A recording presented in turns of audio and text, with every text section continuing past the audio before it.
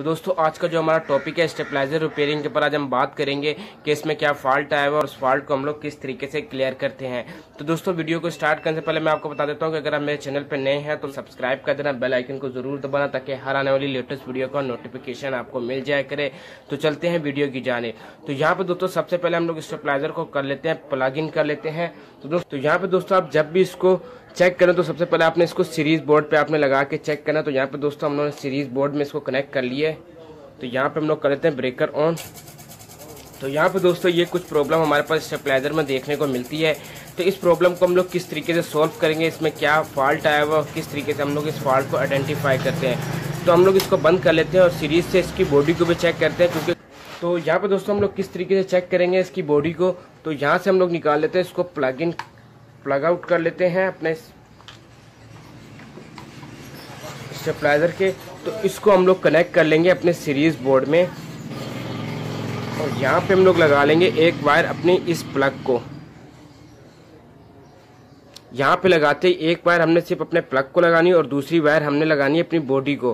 तो यहाँ पे आप देख सकते हैं कि हमारे पास कोई शॉर्टेज नहीं बता रहा। जैसे ही हम लोग इसको ऑन कर देते हैं अपने सर्किट ब्रेकर को, उसके बाद चेक करते हैं तो आप देख सकते हैं कि इसमें हमारे पास बल्ब फुल ग्लो हो रहा है। तो इस तरीके से हम लोग चेक करते हैं। इसको हम लोग बंद कर लेते हैं दोबारा, दूसरी वायर को भी चेक कर लेते हैं इसी तरीके से लगा के।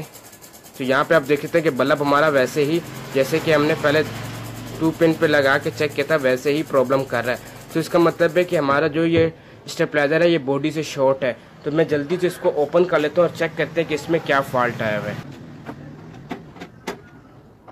तो दोस्तों यहाँ पे हमने इसको ओपन कर लिया, आप ये देख सकते हैं। तो ओपन करते ही हमारे सामने एक फॉल्ट तो हमारे पास मिल गया कि ये जो हमारी रिले है ये जल गई है क्योंकि ये पिघल गई है। तो इसको चेंज करना हमारे लिए लाजमी है। तो इसको हम लोग तो लाजमी चेंज करेंगे। उसके बाद अब हम लोग इसको प्लग इन करेंगे और चेक करेंगे कि इसके अंदर कहीं से शॉर्टेज तो नहीं हो रही। तो यहाँ पे दोस्तों जैसे कि आप देख सकते हैं कि जैसे ही मैंने इसको अपनी बॉडी के साथ कनेक्ट किया है तो यहाँ पे आप देख सकते हैं कि स्पार्क होना शुरू हो गया सर्किट के साथ।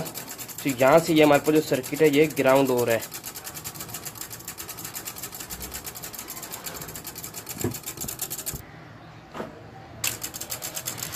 तो दोस्तों यहाँ पे हमने जब इसको अपनी बॉडी के साथ टच किया तो आप देख सकते हैं कि हमारे पास यहाँ पे स्पार्क हो रहा है। तो इसका मतलब है कि हमारे जो बॉडी में करंट आ रहा है तो इस सर्किट की वजह से आ रहा है। तो हम लोग जल्दी से इस नट को रिमूव कर लेंगे, यहाँ से सर्किट को ऊपर की तरफ उठा देंगे और चेक करेंगे कि उसके बावजूद भी हमारे पास करंट आता है या नहीं आता। तो ये हमारा स्टेप है। सबसे पहले जो हमारी पहली शॉर्टेज है उसको हमने दूर करना है। तो मैं यहाँ से अपने सर्किट को इससे दूर कर दूंगा ताकि जो स्पार्क हो रहा है, जो बॉडी के साथ टच हो रहा है वो खत्म हो जाए। फिर हम लोग चेक करते हैं कि हमारा जो ये ओके हुआ है या नहीं हुआ। तो दोस्तों यहाँ पे हम लोगों ने अपने सर्किट को ऊपर की तरफ कर लिया, बॉडी से अलग कर लिया। तो अब हम लोग चेक करेंगे कि क्या हमारा जो सर्किट है वो अभी शॉर्ट हो रहा है या नहीं हो रहा। तो सबसे पहले हम लोग क्या कर लेंगे, अपने इसी तरीके से स्टेबलाइजर के प्लग को लगा लेंगे इसके साथ और चेक करेंगे। तो ये हमारा अभी ऑन हो रहा है। यहाँ पे चेक किया तो शॉर्टेज हमारी सबसे पहले ख़त्म हो गई है। तो जैसे कि यहाँ पे भी हम लोग लगा लेते हैं वैसे ही। तो इसका मतलब है कि ख़त्म हो गई। जैसे कि आप देख सकते हैं कि मैं यहाँ लगा रहा हूँ तो हमारे पास स्पार्क कर रहा है बॉडी के साथ। तो इसका मतलब है कि जो शॉर्टेज थी वो हमारी यहाँ पे हो रही है। तो हम लोग क्या कर लेंगे, इस पॉइंट को यहाँ से ख़त्म कर लेंगे। तो यहाँ पे दोस्तों हमारे पास इसके जो शॉर्टेज है वो ख़त्म हो गई है। अब हम लोग स्टेबलाइजर को चेक करेंगे कि स्टेबलाइजर में क्या फॉल्ट है। तो सबसे पहले क्या हम लोग इसको कर लेंगे ऊपर की तरफ। तो हम लोग इस क्लिप को निकाल लेते हैं अपने एक जैक को।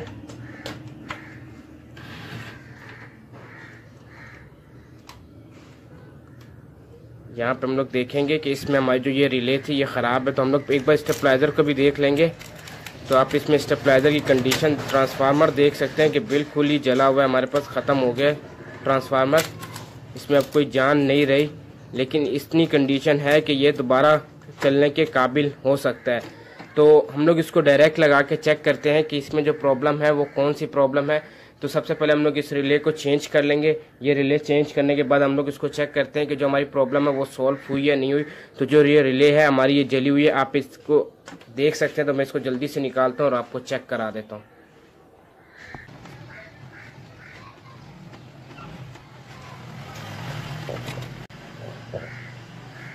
तो यहाँ पे दोस्तों हमारी जो रिले है ये निकल आई है, आप ये देख सकते हैं इसकी कंडीशन। तो ये कितनी बुरी तरीके से हमारे पास जल गई है। तो ये हमारे पास जो होता है ये कॉमन पॉइंट होता है। इस तरह हमारे पास NC और NO होता है जो कि ये ऑपरेट होता है।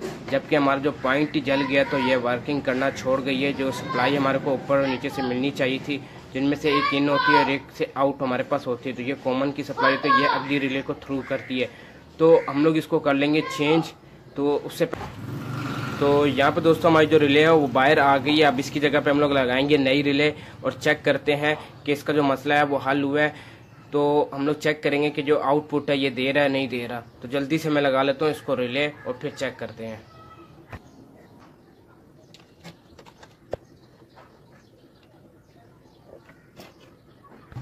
यहाँ पे दोस्तों हमने रिले को इंस्टॉलेशन कर लिया। तो आप ये देख सकते हैं कि ये रिले है जो हमने इंस्टॉलेशन कर लिया। तो यहाँ पे आप ट्रांसफार्मर की कंडीशन देख सकते हैं, हीट अप हो चुका है, जलने वाला है, लेकिन चल सकता है, कुछ अर्से चलेगा, उसके बाद ये ख़त्म हो जाएगा। अगर इसके ऊपर लोड ज़्यादा दिया तो ये ख़त्म भी हो सकता है बहुत जल्दी।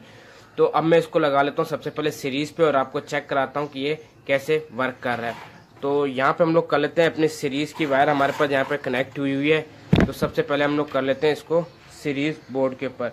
तो हम लोग ने यहाँ पे इसको कनेक्ट कर लेते हैं। तो सबसे पहले यहाँ पे ब्रेकर को ऑफ रखते हैं।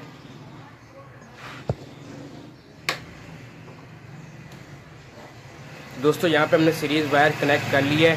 तो इसको हम लोग चेक कर लेते हैं यहाँ पे ब्रेकर ऑन करके।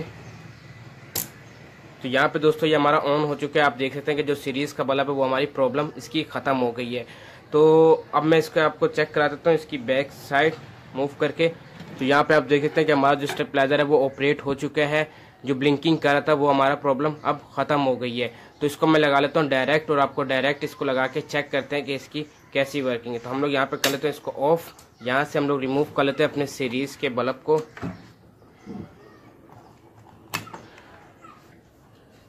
तो दोस्तों यहाँ पे हम लोगों ने इसको डायरेक्ट लगा लिया। अब हम लोग चेक करते हैं इसको ऑन करके। तो यहाँ पे दोस्तों ये हमारा ऑन हो गया। ऑन होने के बाद इसकी बेहतरीन कंडीशन है, वोल्टेज भी हमारे पास आना शुरू हो गया। हम लोग इसके वोल्टेज को भी चेक कर लेते हैं कि कितने वोल्टेज ये हमें दे रहा है।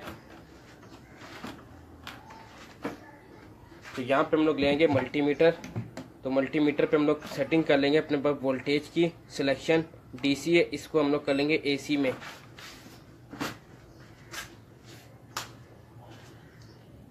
इसकी बैक साइड पे हम लोग कनेक्ट करते हैं अपने पास।